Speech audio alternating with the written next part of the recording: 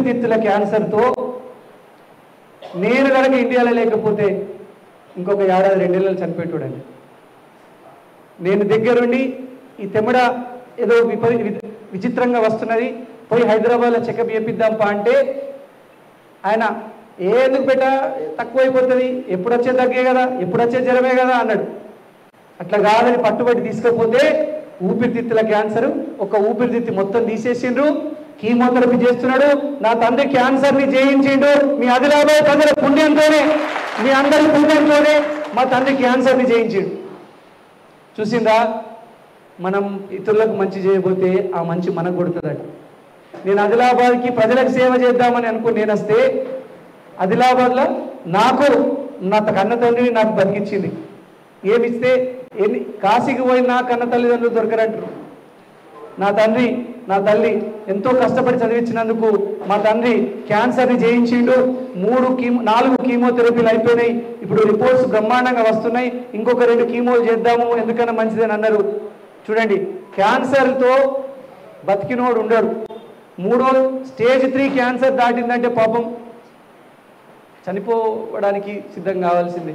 Stage 3 stage 4 cancer danger. అందులో ఊపిరితిత్తుల cancer మరీ డేంజర్. బ్లడ్ క్యాన్సర్ అంత డేంజర్ ఊపిరితిత్తుల క్యాన్సర్. అట్లాంటి దాన్ని మా తండ్రి జయించిండు. నాకు అప్పుడు అనిపించింది, ఏమిస్తే కనుక ఈ రుణం తీర్చుకోగలుగుతా. మా తల్లిదండ్రులు నన్ను చిన్న భూమి మీద చదివించిండ్రు. అట్లాంటి తండ్రి రుణం మా తండ్రి. మీకు ఒకటి చెప్తా, చిన్నప్పటి నుంచే పాపం ఆయన స్మోకింగ్ అలవాటు ఉండే, కష్టం చేసేటోళ్ళు, చేనులకు పోతుడు. బోరెడ్డి మమ్మల్ని అందరికీ తెలుసు.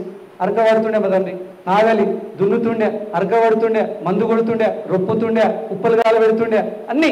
నేను అమెరికాలో 1,35,00,000 జీతం సంపాదించేంత వరకు కూడా మా తండ్రి చేనులకు పోయాడు. బోరెడ్డి వాళ్ళందరికీ తెలుసు. మీ అందరి ముందే కష్టపడ్డాడు మా తండ్రి.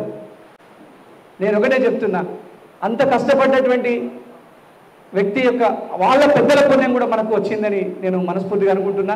నాకేమి కోరికలు లేవు, మీరేం పెద్ద టెన్షన్ పడద్దు. అయ్యో సీనన్న నేను నమ్మి వస్తున్నా, మీరేమి ఇబ్బంది పడాల్సిన పని లేదు, మిమ్మల్ని కాపాడుకుంటాం. ఒకటే ఆ భరోసాని నమ్మకాన్ని ఉంచండి. ఎప్పుడు కూడా కాలం ఒకటే తీరుండదు. కాలం ఎప్పుడు ఒకటే తీరుండదు. మంచి రోజులు వస్తాయి. ఈ రోజు కాకపోయినా రేపు, రేపు కాకపోయినా ఎల్లుండి. ఆ మంచి రోజుల కోసం ఎదురు చూడాలా. ఇదే నేను చెప్పదలుచుకున్నది. ఇంకొకటి గుర్తుపెట్టుకోండి, మంత్రులు ఎమ్మెల్యే మంత్రులందరికీ కూడా ఆదిలాబాద్ సమస్యలు మనం వివరిస్తున్నాం. మనం ఓడిపోయినా కూడా తప్పకుండా ఆదిలాబాద్ ప్రాంతానికి ఇంకా మరింత ఎక్కువ నిధులు విడుదల చేయాలన్నటువంటి లక్ష్యం ప్రభుత్వంలో కనిపిస్తున్నది.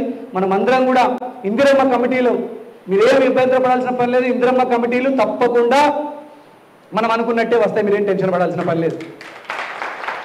కానీ మన ఊర్లల్లో దయచేసి మన ఆదిలాబాద్ ప్రాంతాల్లో మరీ జోగురామన్న చెప్పినట్టు డబుల్ బెడ్రూమ్ ఇళ్ళకి పైసలు వసూలు చేస్తున్న అంత అరాచకం చేసిన వాళ్ళు ఎవరు కనిపించలేదు. నాకైతే అంత సాదా మంది కనిపించారు ఇప్పటివరకు. అట్లా అరాచకం చేసుకున్న వాళ్ళు కూడా మనం తీసుకోలేదు. సో అట్లాంటివి ఏం చేయకండి దయచేసి. మనం ప్రజలకి ప్రేమతో జోగురామన్ ఎట్లా పతనమైండో ఒక్కసారి ఆలోచన చేయండి. పాయల్ శంకర్ 10 నెలలలో ఇంత వ్యతిరేకత ఎట్లా మూట కట్టుకున్నాడో ఆలోచన చేయండి. ప్రజలందరూ కూడా తిడుతున్నారు అనవసరంగా ఇది గెలిపించినామని. మనం ఒకటే ప్రజలకు సేవా భావంతో ఉంటే తప్పకుండా వాళ్ళు గుండెల్లో పెట్టి చూసుకుంటారు. ఎవ్వరూ అధైర్యపడాల్సిన పని లేదు. కానీ ఒక్కటి మాత్రం గుర్తుపెట్టుకోండి, మళ్ళీ ఇప్పుడు రేషన్ కార్డులు, డిజిటల్ హెల్త్ కార్డులు, ఈ రెండింటి మీద ఫోకస్ పెట్టండి. రేషన్ కార్డులు తప్పకుండా జారీ మొదలవుతుంది.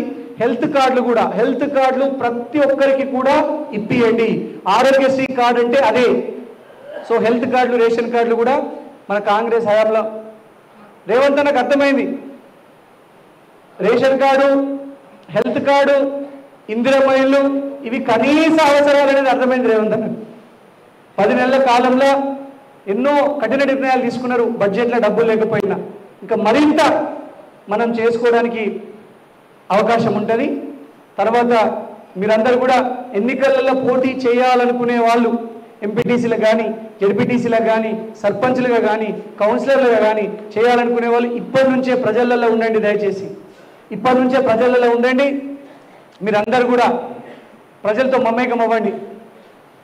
మీకు ఒక ఉదాహరణ చెప్పాలా, ఇక్కడ రాజలింగు గారు ఉన్నారు. ఆయన అనేక సార్లు కౌన్సిలర్గా ఓడిపోవడం జరిగింది. ఆయన ఎప్పుడు కూడా నాకు ఎప్పుడైనా కానీ ఆయన వార్డు గురించి తప్పకుండా ఇంటింటికి తిరుగుతూ ఉంటాడు. కొంతమంది పదే పదే కౌన్సిలర్ గెలిచినటువంటి వాళ్ళ దగ్గర కూడా మీరు సలహాలు సూచనలు తీసుకోండి.